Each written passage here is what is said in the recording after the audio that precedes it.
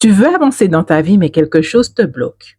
Et si ce n'était pas toi le problème, mais les personnes qui t'entourent? Reste avec moi, parce que ce message peut changer ta façon de voir tes relations. On dit souvent, dis-moi qui tu fréquentes et je te dirai qui tu es. Et c'est vrai. Les personnes que tu laisses entrer dans ta vie influencent tes pensées, tes choix, ton énergie et même ta foi. Si tu es entouré de personnes qui doutent de toi, qui se moquent de tes rêves, qui t'éloignent de Dieu, tôt ou tard, tu risques de leur ressembler. Mais si tu es entouré de personnes qui t'encouragent, qui t'élèvent, qui prient avec toi, alors tu seras porté vers le haut. La parole de Dieu dit dans 1 Corinthiens chapitre 15 verset 33, « Ne vous y trompez pas, les mauvaises compagnies corrompent les bonnes mœurs. » Ce n'est pas moi qui le dis, c'est Dieu lui-même.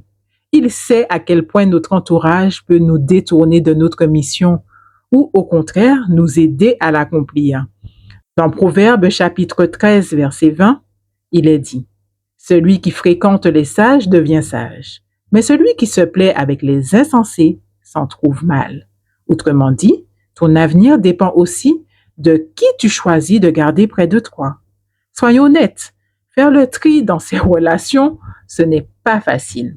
Parfois, ce sont des amis de longue date, parfois même c'est la famille, et tu te dis, comment couper les ponts avec eux?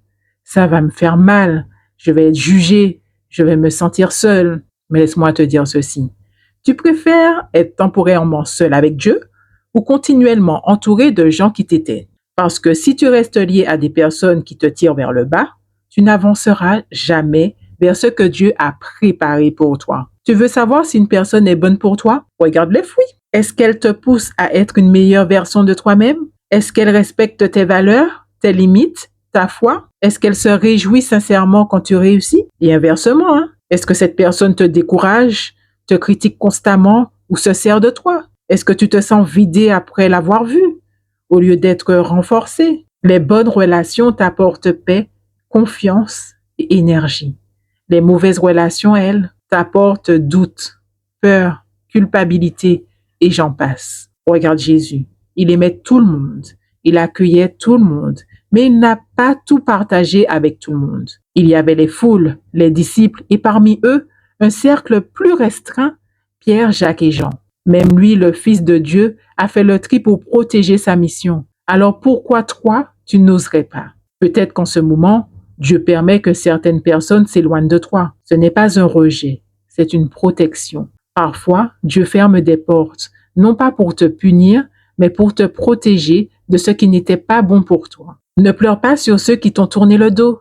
S'ils t'ont quitté, c'est qu'ils n'étaient pas nécessaires à ton avenir. La saison où tu es appelé à grandir n'est pas forcément la saison où tout le monde peut t'accompagner. Cherche des relations qui t'élèvent, qui prient avec toi, qui croient en ton potentiel, des personnes vraies, loyales, qui ne te jugent pas, mais qui te rappellent la vérité quand tu t'égares. Parce que marcher seul est difficile, mais marcher avec les mauvaises personnes est encore plus dangereux.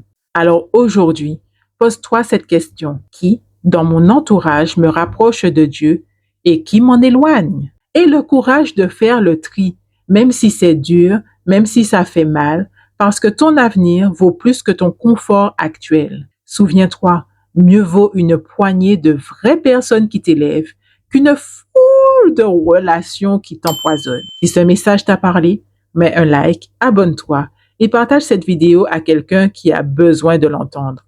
N'oublie pas, ta vie est précieuse et pour accomplir ta mission, tu dois t'entourer de bonnes personnes.